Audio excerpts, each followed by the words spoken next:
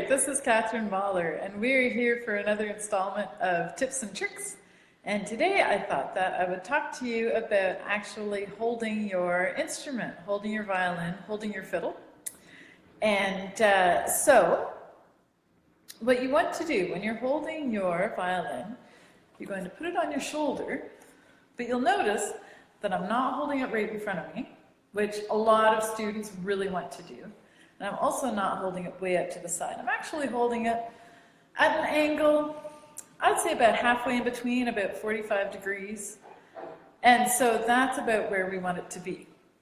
Now, you'll notice that this part, the scroll, is about the same height off the floor as this part here. So you want your violin to be parallel to the floor.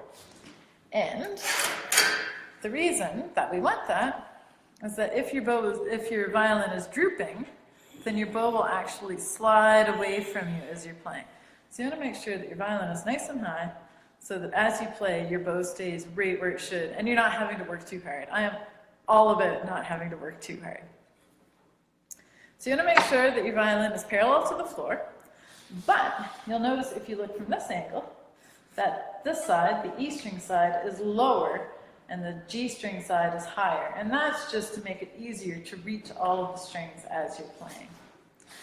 Also, I do use a shoulder rest, which goes on the back and helps me to hold it up. And I have another video about that, about how to put the shoulder rest on. But I do like to use a shoulder rest to help me hold my instrument up. And then you'll notice too, the last thing that I wanted to mention about holding your violin is that you should be able to just turn your head a little bit, put your chin on your chin rest. This black part is called the chin rest. You should just be able to turn your head, put your chin on the chin rest, and be able to hold your violin up. You'll notice that my head is still quite straight up and down. You don't want to be leaning your head over. You shouldn't have to, bring your head forward so that you have a hump in your back.